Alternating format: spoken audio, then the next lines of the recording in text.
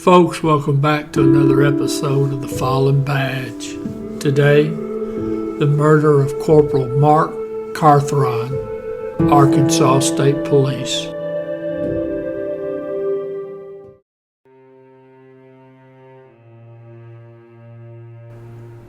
Corporal Carthron was 31 years old. He had 8 years with the Arkansas State Police. Now, he was married, his mom and daddy were still alive, and he had a brother.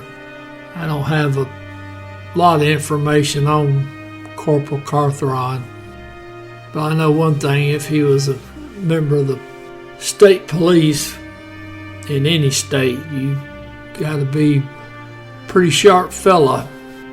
Trooper academies are pretty tough. I went through the State Academy in Tennessee, and they had a trooper class going through. Of course, they were separate from us because they do their own thing, and man, they don't play. And this is a tragic story, and circumstances of the death of Corporal Carthron are even more tragic than the circumstances we usually find in these cases. September 11th, 2005, Interstate 40, which runs east and west, runs from the East Coast pretty well all the way out to, I believe, Arizona or so.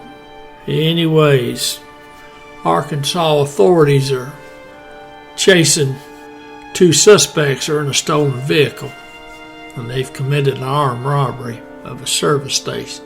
Now, I don't know how long the chase had been going on. In fact, I'm unsure if the pursuit was going eastbound or westbound. But now, if I had to guess, I'd say these desperados were probably from Memphis, Tennessee, if I had to guess. But that's a biased answer. But in any event, I believe this chase is eastbound on 40. Now, that's going to be just east of exit 265, and it's just a few miles west of West Memphis, Arkansas. Now, obviously, in a chase like this, you're going to have multiple vehicles involved. And if state police are involved in the chase, and it's the real deal, because now they're not going to just jump in on any chase. It's going to have to be something verifiable to their agency. So now they're going to deploy stop sticks. I don't know if back 2005, I don't know if any agency was doing pit maneuvers other than maybe out in California. I don't believe anybody in our neck of the woods were, and that would include Arkansas. So, of course, the thing back then was you're going to deploy stop sticks, try to end the chase. Now, Corporal Carthron was the one that was going to put the sticks out. Now, usually on this procedure, the corporal would get on the radio and say, okay, this is where I'm at, I'm going to deploy the sticks. And what that does is it tells all the cars in the chase, okay, we need to slow down just a little bit. Because when Corporal Carthron puts those sticks out there, and hopefully the suspect vehicle hits them, the corporal has to retrieve those sticks by pulling them back across the interstate, for the obvious reason that you don't want the pursuing police vehicles to hit the stop sticks and become disabled. Now, I'm pretty sure he did get on the radio, and I'm sure that information was passed along. But now sometimes in these chases, adrenaline's flowing.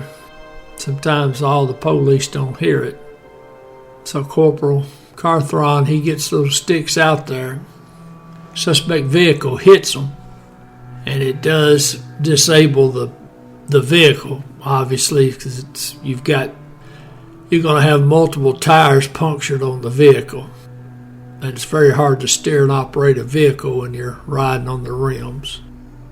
Now, after he had deployed the sticks and he got a hit, then the corporal's trying to retrieve the sticks. Now, of course, that's done by pulling them back across the interstate. Now, unfortunately, deploying those sticks out there, it puts you in a bad spot. You're overextended putting them out there, and then you got to pull them back across.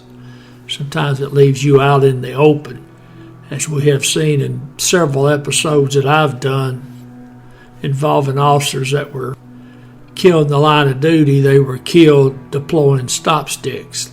And generally it was the suspects intentionally running over the officers. Now in this particular case, it's Corporal Carthron's trying to get the sticks pulled back across, get them out of the way. He's struck by another Arkansas State Police vehicle.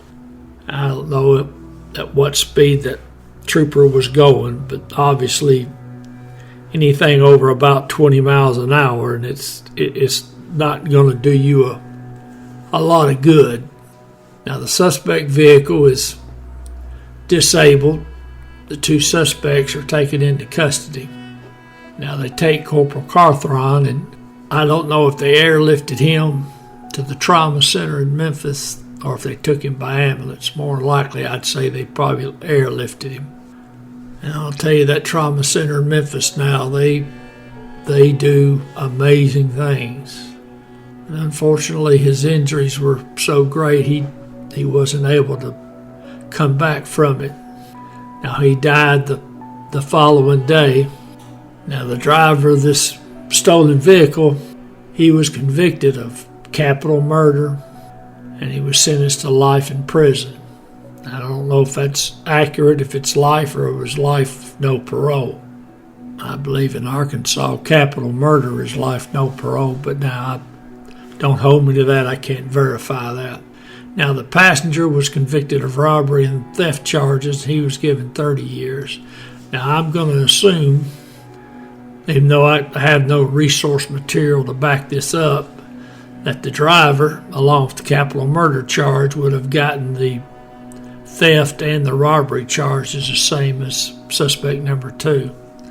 Now, the reason the driver got the capital murder charge is because he was driving the vehicle. And you may wonder, okay, well, why was he given a murder charge? Well, because his actions led indirectly to the death of Corporal Carthron. Because if he's not engaged in a robbery and a failure to stop for the police, then the police aren't out there chasing him. And then the stop sticks aren't deployed. And then the corporal's not killed. Even though he was killed by a fellow trooper, his death is related directly back to the suspect's actions.